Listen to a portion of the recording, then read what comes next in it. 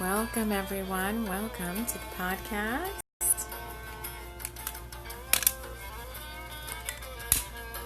Lighting us a little candle to get us in the mood.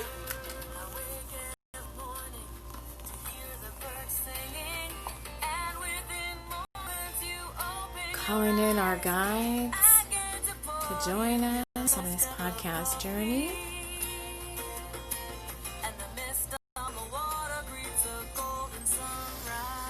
Wrapping us all in love and light.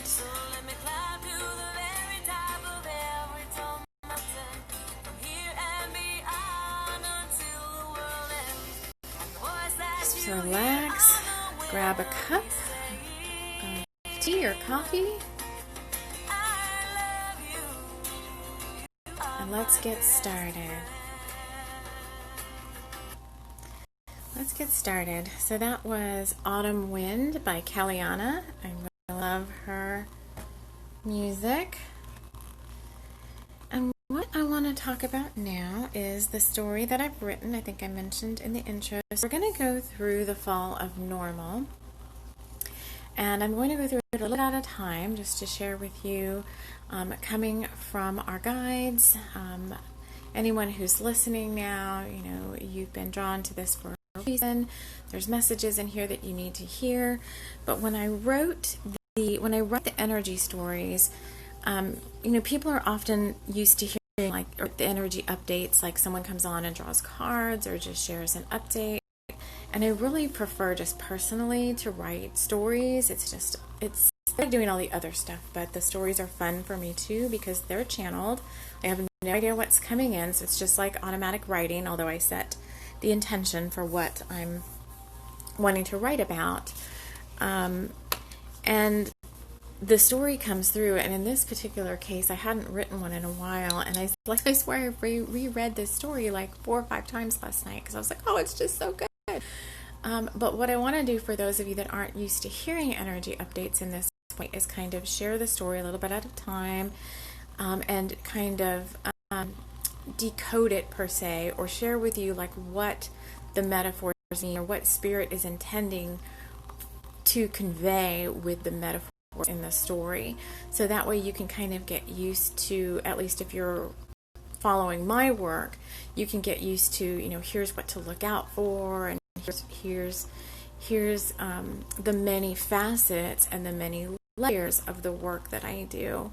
And it's all with intention, but it's all so quantum and multidimensional that I want you, if you are open, to start beginning to think in those multidimensional ways about certain things. Because I think when folks say, if I just tap into my community, I think when I tell folks like I've written a story, they just go read it, and they don't always necessarily pick up on the nuances within the story itself. So this is, in a sense, a way for me to share it with you. Also in voice format, because many people, many of my followers want to hear my voice say these things to them. I know that there's light language and activations and downloads coming through my voice. That's part of my spiritual gift. I've had many people share that with me, kind of unsolicited. Like I'll send them just even a voice message, and they're like, "Oh, you don't realize what a download that was," or a beautiful soul sister friend who told me, you could just read some crappy story to somebody, and it would just sound like so awesome, and there would be some sort of an activation in it. So I do like to do these as audio as well.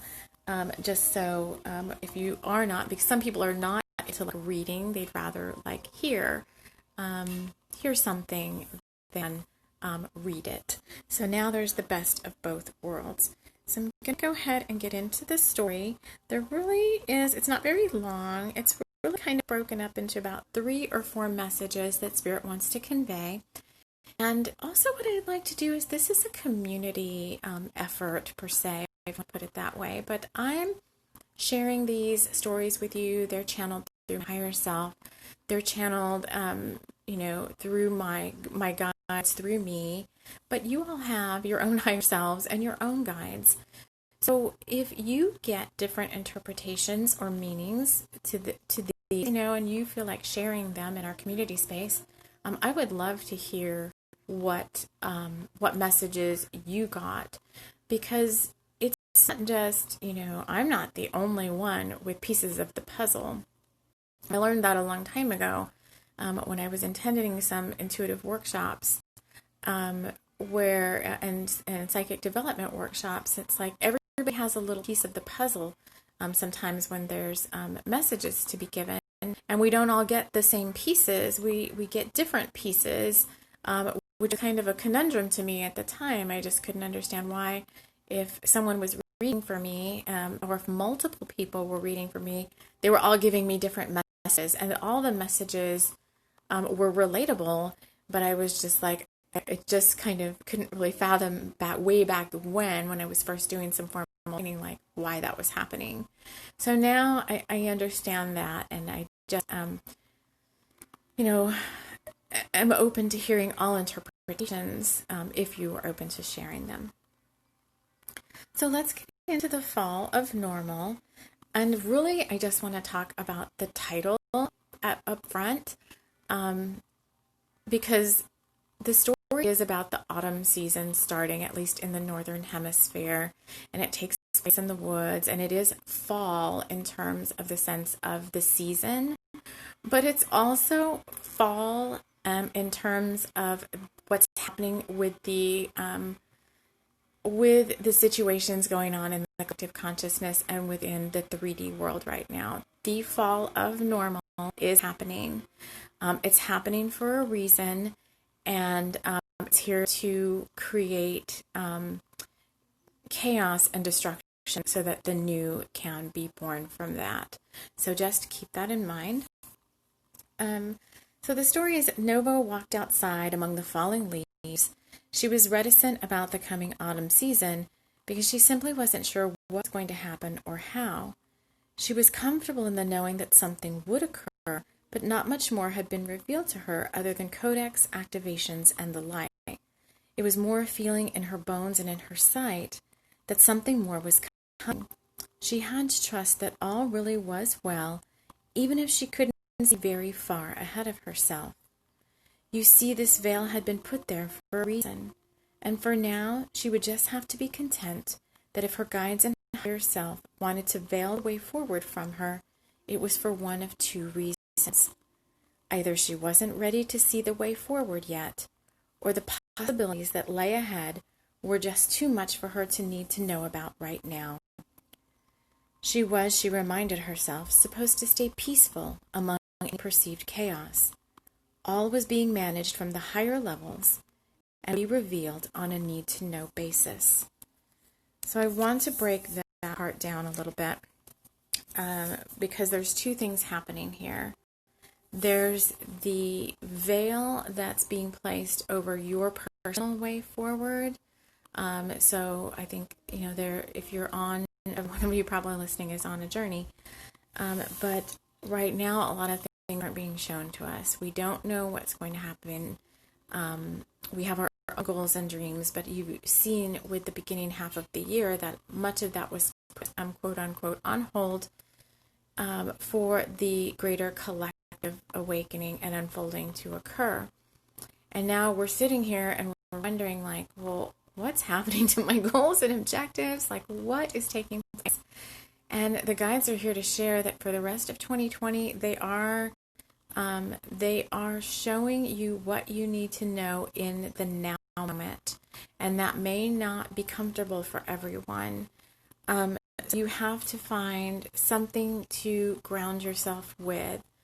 So, for example, when I think about some of my larger intentions, some of them I have no control over right now because they either involve other people or they just really do involve circumstances outside of my control. Like I feel like I need divine intervention for some of these things to happen. So that can make you feel anxious because it's like, well, when and how and what, like you can get all caught up in your mental body getting concerned about that way forward because you can't see it because it's been veiled from your sight. So in that respect, you need to find something else that you can ground into on a daily basis. So start taking a look at things that you can control. So if you, I'm just giving an example, if you want to start your own business, then there are certain things that you know or that can be shown to you that you can do to get that going. You can ask your guide or higher self to step in and kind of help you understand what the action steps are. But that's something you can control. You can control your diet or your self-care, regimen on a daily basis, or how you react to what's going on around you. So find a ground into the things that you can control, which is your own personal universe, and just allow the higher levels to take care of showing you what you need to see for the future when you need to see it. And don't try to get too far ahead of yourself there, because it will just promote anxiety. The other message that's being conveyed with this part of the story is everyone wondering, what is this other, there have been much, prediction and forecasting about some other third thing coming along in the collective consciousness and the 3D that's going to play out, that's going to be, almost like they're saying worse than the other two things that have already happened. And I've been hearing multiple confirmations from multiple wayshowers about what the basis of those things could be. And it seems like it affects many, many areas of the 3D world in terms of chaos, shakeup, death, and rebirth. But again, those are things we cannot control. And just like none of us were privy to the details about the pandemic happening, like everyone knew something was going to happen, but no wayshower knew exactly what was going to happen. We are being veiled from seeing what is exactly going to happen in the outer worlds to create this death, rebirth, new earth, because you saw what happened with the other two things. It created pandemonium. So we, as wayshowers and light workers and whatever you want to call yourself, grid keeper, healer, empath, we don't need to see all those details right now. We need to stay present in the now, because we're supposed to be grounding in the light and the peace. Each one of us has a different part to play in that. We're all in a different geographical location for a reason. It's more than just because where you were moving. You were placed there for a reason.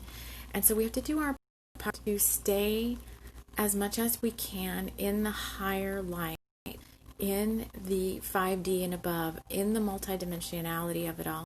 Try to stay out of what's going on in the 3D, only because if that's not part of your soul mission, if that is not part of your mission to be out there in the thick of things, then we are here, those of us that are doing the type of ground crew work, are meant to stay in our peace, stay in our sovereignty, stay in our power, and stay in higher light and the higher realms. So that means we have to stay out of the chaos. It means different things to different people, and for me right now, it just means staying out of the 3D as I possibly can, either staying in my own home, staying out in nature, and as much as possible keeping out of the 3D. So that's all I wanted to say about the first part of the story, so I'm going to keep going now. So Nova picked up Charcoal, her black cat familiar, and hugged him tightly to her as she watched out over the silent forest, who was also not being very forthcoming at the moment. She half expected Pan to come bursting through the tree line and whisk her away to Avalon, but it wasn't time yet. She would be called into service again soon for the Alliance of the Light, but for now she was free to explore other worldly delights such as her writing and singing. And though Charcoal often got antsy at the latter, her songs often filling the void forest with so much upliftment that the birds burst forth and up into the sky as she belted out yet another classic rock tune. How am I supposed to fill my time, she wondered, and it didn't take long before she realized she was being watched.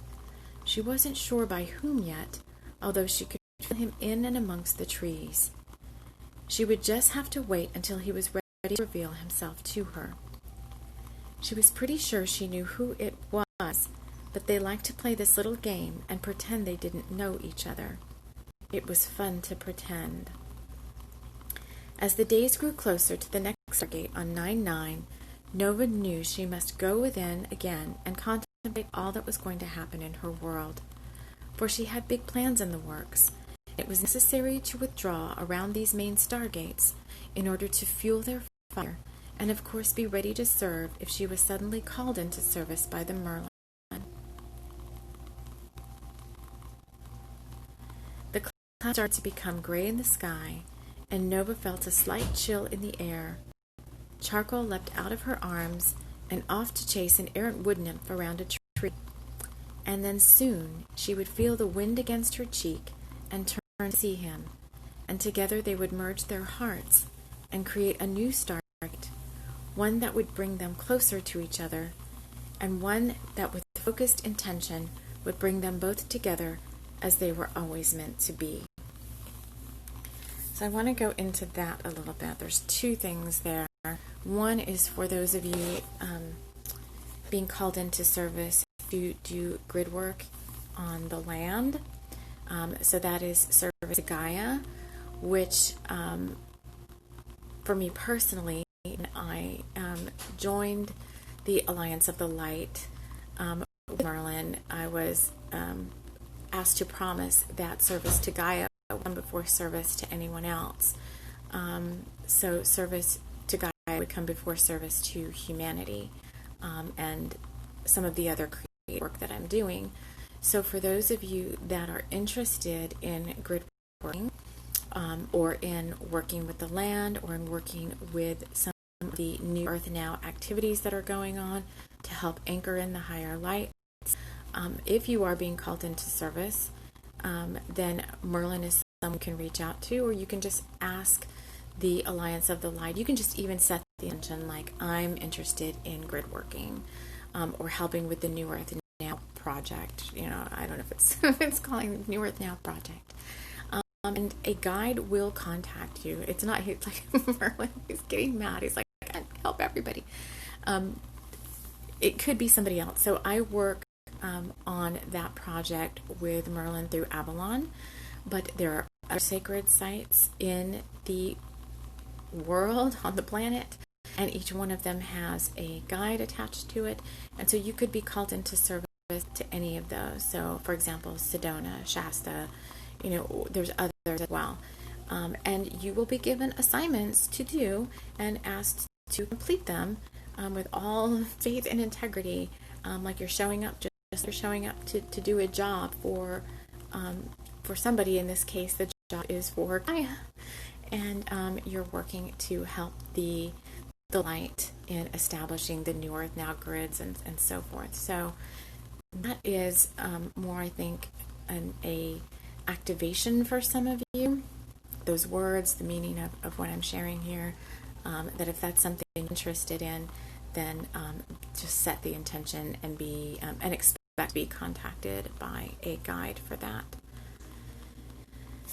Then we move into the last part of the story, where Nova starts to hear something in the woods. We start talking about two hearts merging as one and becoming their own stargate. So I'm going to finish reading the rest of what's here, and then I'm going to talk about that a little bit. So the last words were, they would create a new stargate, one that would bring them closer to each other, with focused intent would bring them both together as they were always meant to be. I am whole and complete, she recanted, from the dream healer who had answered her call. Yes, She was complete on her own, and she didn't necessarily need anyone or anything around for her to work her magic. But community and the like were important aspects of her journey, and she must simply pull herself out of her reverie at times to notice how much she really did need their connection, even if the elves and gnomes weren't always so willing to hear what she had to say. She had to persevere and keep going. And of course there was him, ever by her side and always watching her with love and perseverance. She would of course succumb to any feeling of wanton pleasure and ecstasy just to have him near. So she closed her eyes and called him forth, and with swiftness and a gentle caress he appeared by her side. Nova, his voice called into her mind, and with that she felt him envelop within and around her. She put all thoughts of the outside world aside and put on her best wolf guise, shapeshifters as they were. And as her community looked on from the foreground, she chased him often into the trees. Mate to mate, they ran into the autumn wind, only to return again when the next gate opens. As for the community gathered around the peripheral, to them she sent a heartfelt wish of love and peace, and a little note to simply just be. So this is talking about divine counterparts. Everyone has one, so this is also referred to as a twin ray, a front then a twin flame. Throughout your journey, you can have multiple twin flames. You only have one twin ray. This has been also confirmation. Other wayshowers talking about the same thing. I read channelings from Sananda about the same thing, and I'm personally working on my own journey with the divine counterpart union as well. So I'm very, very familiar with this. This is, I call this also like quote unquote the one. This is the same emanation of light as you. So just like a twin split off from the same, however twins happen in the fetus, but they split off. Your twin ray, your divine counterpart, split off from the same ray of light as you, and you have been together through all eternity. You do feel each other's feelings and thoughts. You are able to connect telepathically. Some twin rays decided not to incarnate together in this lifetime, but that doesn't mean anything. It's something that I work with private clients on, like what does that mean if your twin ray is not incarnated with you now in the physical. I work with people on how to work with that relationship and with that bond, and in this case, and then the twin ray is also that other part of you that you feel has been with you maybe ever since you were like a little girl. You dreamt of your perfect union, your perfect love or whatever, and you may have, as a child, that energy may have presented to you as an imaginary friend or someone. And of course our guides are still obviously working with us, the angels and the elementals and all of that, but this divine counterpart has a very special telepathic connection, just like twins who were born at the same time in the 3D, just like siblings have a very telepathic, etheric connection to each other. So in this case, Nova's twin ray, her divine counterpart, are just playing little games. But one thing along the divine counterpart journey is kind of like you keep hearing about union within yourself. So you need to come into union within yourself before you can come into union in the physical. And you need to come into inner sanctity with your divine feminine and your divine masculine. You need to come to a place of wholeness and completeness where you feel like you don't have to have or need another person to complete you, to make you happy, to love you, to care for you, to cherish you. You are, through your soul journey and your spiritual journey, seeking a place of independence, dependence upon yourself and on spirit and your own soul and your own intuition to carry you, your own self-love, your own, healing. And you don't need anyone to do those things for you. So there have been relationships in the past through my journey where I was like, oh, this person's coming to save me from myself. And it's like, no, that is not what the divine counterpart journey is all about. Like, you have to find yourself first, and then you can come into union with your divine counterpart, because you're like a power couple at that point. You're both independently sovereign, but it's just kind of like an Adam and Eve in a way, because you were created for each other. Like, spirit doesn't want you to be alone, like a hermit by yourself forever, unless that's the path that you choose. But ultimately, there is a divine connection, other soul that you're meant to have that special union with and that special connection with. And it was so interesting because in working on this personal journey, I did call in like support in the astrals. I was like, well, show me what still needs to be healed before I can, come closer to my divine counterpart. And a dream healer did actually show up that same night. He was working with many people at the same time, and he came over to me and he whispered, just because you're not together in the physical, doesn't matter. You are whole and complete. You're in yourself. It's like he just wanted me to realize that I needed to see that. I needed to see that and heal that first before there was any type of physical connection that was going to take place there. So the dream healer actually did show up. So that is something that, if you are interested in finding and working with your divine counterpart and going into that journey space, walking that path closer to them, healing those aspects of yourself that need to be healed so that you can come into union with your twin ray, then those are things to start intentions on. Start, calling on that divine counterpart in the astrals, in the 5D. Start getting to know them. Start working with them. Start asking for guides to come in to support you both on the journey. Like, all this work can be done in the astrals, in the multidimensional realms, even if physical union is you're not quite there yet or not quite ready. The time is now for these power couples to start working towards these physical reunions with each other, because that's really what the soul, part of the soul work and the soul purpose is, moving into the new earth now. And again, for some of you who kind of don't know where to get started, that is also things that I work with private clients. And that and Ascension alignment are the two main focuses of my private client work.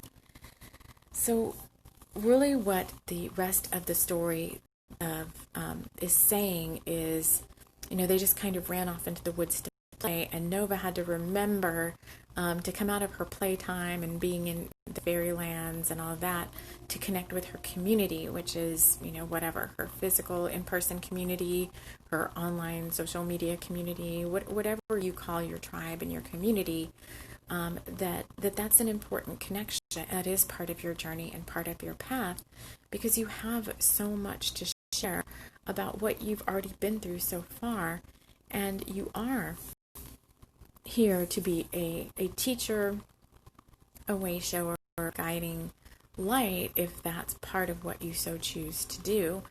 So it's like, let's find a balance of both worlds, the balance of connecting with community, the balance of going within and, working on a path and working on our journey.